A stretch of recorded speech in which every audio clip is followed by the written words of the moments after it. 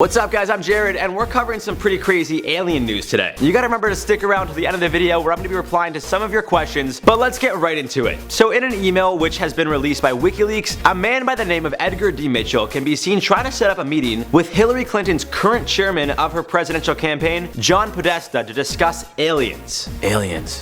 Before we go any further, let me give you some background on who this Edgar D Mitchell guy is because, well, that's pretty important to know. Edgar D Mitchell, who passed away this past February, was a part of the Apollo 14 space mission and was one of the few people ever to travel to and walk on the moon. He completed his mission back in 1971, and although he was a well-respected astronaut, he also had some questionable theories. For example, he was a strong believer that aliens actually visited Earth, and he even claimed that the Roswell incident wasn't what the US made it seem like. So in 1947, according to the US government, a United States Air Force balloon crashed at a ranch near Roswell, Mexico. However, many thought it was actually a UFO, including Mitchell. He even claimed there were alien bodies found at the site, but the government had covered it up. In an interview with Dateline NBC back in 1996, when asked by the reporter if Mitchell thinks it's more likely than not aliens have visited us, Mitchell said, "From what I now understand and have experienced and seen the evidence for, I think the evidence is very strong and large portions of it are classified." When asked who is classifying this information, Mitchell replied, "By governments." And although he wouldn't go into detail about who exactly, he did say, "Oh, I think if it has happened, by the way, it seems to be there's definitely been a cover-up."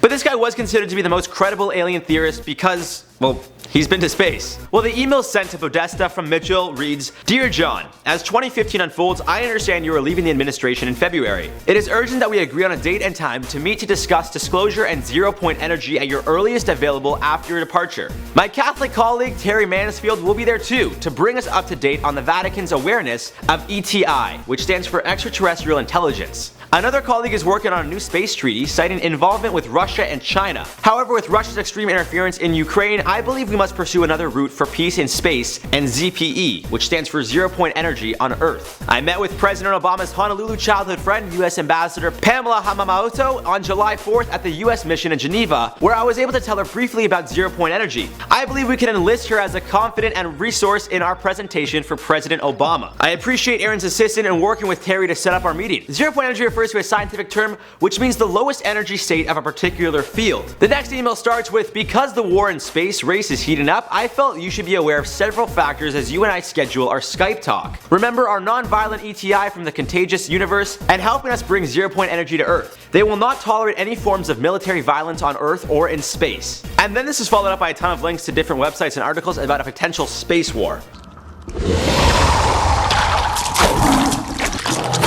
So the really interesting thing here is that these emails were actually sent from Terry Mansfield's address, but were signed off by Edgar Mitchell. Mansfield was a close colleague of Mitchell's, as mentioned before, and runs a non-for-profit that focuses on the concepts of God, aliens, and developing technology that would allow us access to zero-point energy. So what does all this mean? Well, it seems like Mitchell and Mansfield were trying to get the US government to sign a new space treaty, which would hopefully then allow us to use energy that aliens could supply us with. I know it sounds crazy, but this is real. However, there really isn't any specific evidence that these aliens do exist, and how they'd be able to give us this energy and how we'd actually get it from them, well, that's really yet to be seen. Although the theory does seem very interesting, it seems the government didn't really put much interest in pursuing this whatsoever. Feel free to look more into it if you wish, because I'm not so sure I necessarily believe everything the government puts out there. So maybe there is some truth to this. Either way, as of right now, I don't think Obama's focus is aliens in his last few months of presidency. But maybe the next president, whether it be Trump or Hillary, maybe they'll look into this, who knows? Only time will tell, right?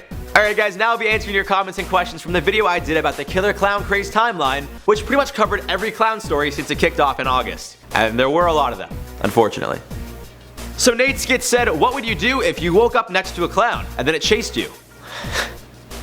Well, I think if I woke up next to a clown in the first place, I'd probably just freak out and start attacking it. And then if it chased me, I don't think it'd be able to chase me because I'd be attacking it. But if it chased me, I would just run. But why would I wake up next to a clown? It's Fat Meat Ed said, "Do they scare you?" Not really. Like, thinking about it now, if I saw a clown on the street, I don't think I'd get that scared. But maybe I would. Maybe I would run in the moment. I really don't know. But I don't know, like it doesn't seem like a lot of the clowns are violent. It seems like maybe there was one incident in like England where a guy got his fingers cut by a clown holding a knife, but the clown didn't stab him. He tried to grab the knife and the clown just pulled back. So that was an accident. And another clown stabbed the guy in the shoulder in Sweden, and I think that was just like a freak accident. Like I don't think it has anything to do with this clown killer craze thing. Anyways, last question. John Gilbert said, "Some 800 number text my friend and gave him a code to join the killer clowns." And I'm still waiting for that text back. I mean, that's so creepy. Anyways guys, that's the end of this video. John, tell your friend to text me back about joining the killer clown craze, because, you know, I need to know if he wants to join or not. And I'll see you guys soon.